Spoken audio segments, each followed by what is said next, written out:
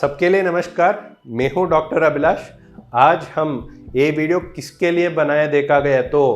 जिसको भी मोशन जाते समय बहुत दर्द हो रहा है या जलन हो रहा है या खून आ रहा है तो आप लोगों के लिए ये वीडियो, क्योंकि हम इस वीडियो में पूरा वो जलन क्यों हो रहा है, उसके लिए क्या इलाज लेना है, किन लोगों में सर्जरी की ज़रूरत पड़ेंगे और घर पे रह के क्या क्या इलाज लेना है, हम इस वीडियो में हम डिस्कस करने वाला है। तो पहले बात आता है कि मोशन जाते वक्त जलन क्यों होगा, अगर हो गया तो क्या क्या बीमारी हो सकता है देखा गया तो मोस्टली अगर इस पिक्चर में देखा गया तो हाथड़ी बहुत लंबा हो जाता है, कम से कम 6 मीटर की हाथड़ी होता है। बट अगर मोशन में दर्द हो रहा है तो मोस्टली उसका मतलब प्रॉब्लम है ये रेक्टम में है या एनल कैनाल में होगा, तो मतलब बड़ी हाथड़ी का आखिरी भाग में ही होगा। तो उन लोगों में किस कारण की वजह से ये प्रॉब्लम हो सकता है देखा गया तो हम इसी पिक्चर का जो लास्ट पार्ट को हम जूम करके देखा गया तो ऐसे दिख जाता है। इसमें भी हम लोगों को क्या दिख रहा है देखा गया तो ये ऊपर वाले पाइप को हम रेक्टम बोला जाता है और नीचे वाला पार्ट को हम एनस बोला जाता है। तो ये रेक्टम और एनस क्या काम करता है देखा गया तो ये रेक्टम तो डैम जैसा है और ये एनल कैनाल तो गेट्स जैसा है। मतलब ये रेक्टम बोला गया पाइप में पानी की जगह पे मोशन आके बढ़ते रहते हैं, वो मोशन पूरा यहीं पे स्टोर होते रहते हैं। जब ये रेक्टम में मोशन का क्वांटिटी बढ़ गया तो वो ब्रेन को सिग्नल भेजते हैं, चलो अभी गेट्स खोलने का वक्त आ गया बोल के। तो एग्जैक्टली एक गेट्स मतलब क्या है देखा गया तो ऊपर वाला पार्ट में जो नहीं है, जो नीचे वाला पार्ट में है, वो क्या है, उसी को हम स्फिंक्टर्स बोला जाता है। ये स्फिंक्टर्स एग्जैक्टली क्या काम करते हैं देखा गया तो अगर आप लोग खुद क्वेश्चन किया तो हमारे परमिशन के बिना कभी मोशन नहीं निकलते। मोशन तो दूर की बात है, हवा भी हमारे परमिशन के बिना नहीं निकलते हैं, क्योंकि जो यहाँ पे जो एनल कैनाल का आर्किटेक्चर भी आप देखा गया तो यहाँ पे तो बहुत वाइड है। अगर वही नीचे आते वक्त कैसे हो गया, ये बहुत ही पतला होके ये और अप्रोक्सीमेट होके ये बहुत ही पतला हो गया, ताकि डैम तो बहुत लंबा होना है बट गेट्स तो छोटा होना है। और इसके अलावा इस पिक्चर में देखा गया तो जो छोटा वाला एनल कैनाल के आजू बाजू में यहाँ पे भी 2 मांसपेशियां हम देख सकते हैं। उसमें भी 2 तरीका का मांसपेशियां हो जाता है। जो अंदर रहता है उसको हम इंटरनल स्फिंक्टर बोला जाता है और जो बाहर रह जाता है उसको एक्सटर्नल स्फिंक्टर बोला जाता है। इन दोनों का क्या काम है, मोशन के ऊपर और हवा पास होने के ऊपर कंट्रोल रहना, बट एक काम करने का तरीका अलग रहता है। जैसे पहले हम बात करेंगे कि एक्सटर्नल स्फिंक्टर कैसे करेंगे। जो बाहर रह जाता है वो स्फिंक्टर कैसे है, पूरा हमारा बातचीत सुनते रहते हैं। जैसे हाथ पैर, जैसे जब मोड़ना है मोड़ सकते, जब खोलना है खोल सकते हैं। तो ये एक्सटर्नल स्फिंक्टर पूरा हमारा कंट्रोल में रह जाता है।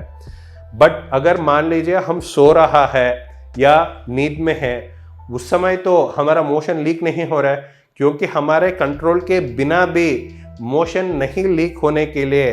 ये इंटरनल स्फिंक्टर काम करते रहते हैं। जैसे हमने डिस्कस किया एक्सटर्नल स्फिंक्टर हाथ पैर जैसे है, बट ये इंटरनल स्फिंक्टर कैसे है, हार्ट जैसे है, क्योंकि हमारे हार्ट को कैसे काम करना हम नहीं बता पाएगा, वो हार्ट अपने हिसाब से काम करते रहते हैं। जैसे मान लीजिए ट्रेडमिल करते वक्त हम दौड़ रहे हैं या आंखों के सामने कुछ एक्सीडेंट देखा है या कुत्ते पीछे हमारे पीछे पड़ रहा है, उस समय हमारा बिना मालूम हो के हमारा दिल का धड़कन बढ़ जाता है। वैसे ही जैसे ये हमारे विदाउट परमिशन ये दिल का धड़कन बढ़ गया, वैसे ही ये इंटरनल स्फिंक्टर भी हमारे कंट्रोल पे नहीं रह जाता है, बट वो ज़रूरत के हिसाब से अपना अपना काम करते रहते हैं। तो हम इस वीडियो में हम क्या मेनली डिस्कस करने वाला है, मोशन जाते वक्त जलन क्यों होगा या चीरा लग गया तो उसी को हम फिशर बोला जाता है। फिशर मतलब क्या है, मोशन जाते समय ये इतना छोटा वाला मोशन जाने के रास्ते के ऊपर बहुत जोर लगा के कब्ज हो गया तो क्या होगा, जैसे रबर बैंड को ज़्यादा खींच लिया तो जैसे वो टूट जाएगा, मोशन जाते वक्त भी बहुत ज़्यादा प्रेशर बढ़ गया तो वो बिना स्ट्रेच होके, इतना स्ट्रेच टॉलरेट नहीं करके वो वहाँ पे कट जैसे लग गया तो उसी को हम फिशर बोला जाता है। तो फिशर में क्या होता है, यहाँ पे छोटा सा चीरा जैसे बन के जब भी मोशन जाते वक्त वहाँ पे रगड़ना ज़्यादा होके उसी से पेशेंट को जान निकलने जैसे दर्द तो होते रहते हैं। इतना दर्द होता है कि पेशेंट को खाना देखते ही मोशन जाते वक्त दर्द होगा बोल के वो डर से वो खाना खाना भी बंद करेगा या खाना खाना बहुत कम करेगा ताकि मोशन ज़्यादा बार गया तो दर्द होगा बोल के। तो उन लोगों में इलाज क्या होगा और ट्रीटमेंट में क्या लेना है देखा गया तो पहले चीज़ ये करना है कि जनरली हम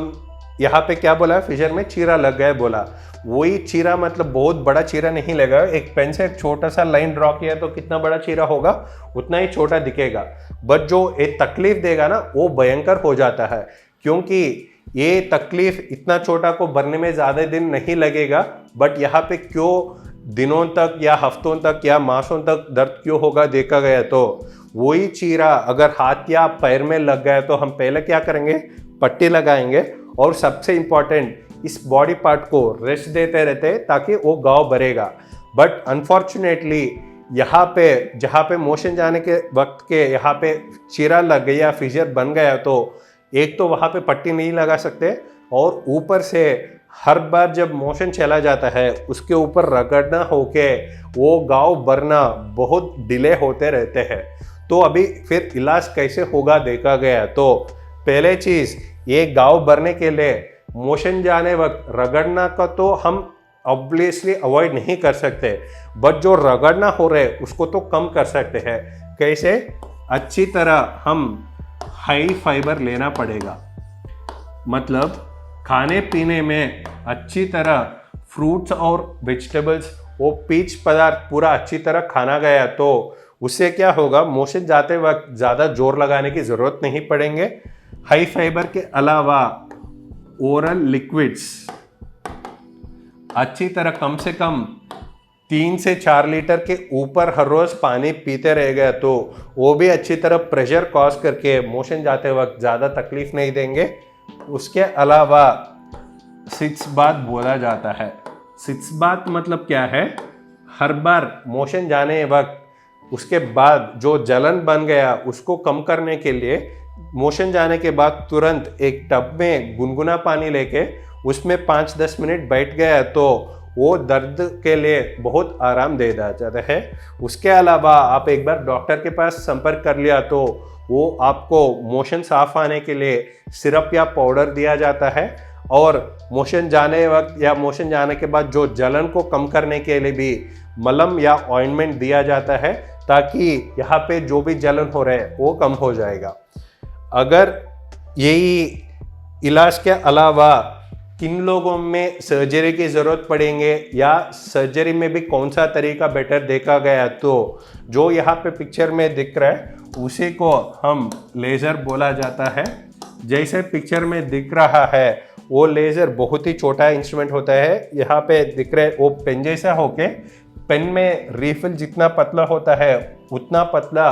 डॉट जैसे वो लेज़र प्रोब हो जाता है। अगर ये लेज़र से हम क्या करना पड़ेगा और किस में सर्जरी की ज़रूरत पड़ेगा देखा गया तो अगर फिशर जो चीरा लग गया वो बहुत नया बन गया तो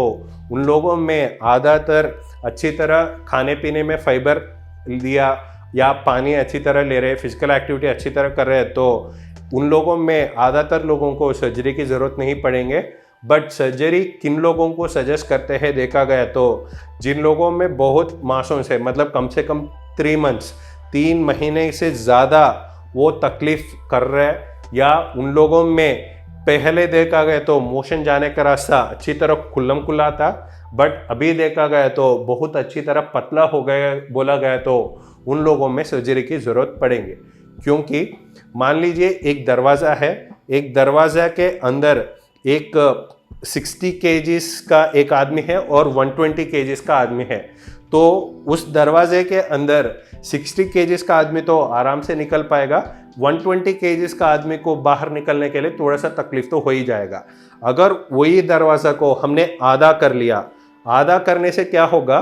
मोशन जाने का रास्ता अगर छोटा पड़ गया तो उन लोगों में बिना कबस होके मोशन नॉर्मली सॉफ्टली स्मूथली आ रहा है तो भी रास्ता छोटा पड़ने से उन लोगों में रिकवरी का चांसेस बहुत कम हो जाता है।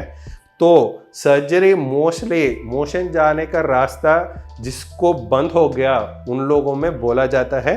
वही लेज़र से कराया तो उन लोगों में बिना चीरा लगा के बिना स्टिचेस लगा के सर्जरी हो जाएगा और रिकवरी भी बहुत जल्दी हो जाएगा। अगर आपको फिशर के बारे में या पाइल्स के बारे में या लेज़र ट्रीटमेंट्स के बारे में और कुछ जानकारी चाहे तो नीचे दिया गया हेल्पलाइन में आप कांटेक्ट कर सकते हैं। और आप लोगों में किसी को फिशर या पाइल्स का सर्जरी ऑलरेडी हो गया तो आपको कौन सा तरीका किया, ओपन सर्जरी किया या लेज़र सर्जरी किया, या ओपन सर्जरी के बाद आप कितने दिनों में रिकवरी हो गया, लेज़र सर्जरी के बाद आप कितने दिनों में रिकवर किया, आप कमेंट सेक्शन में मेंशन कर लीजिए। Thank you.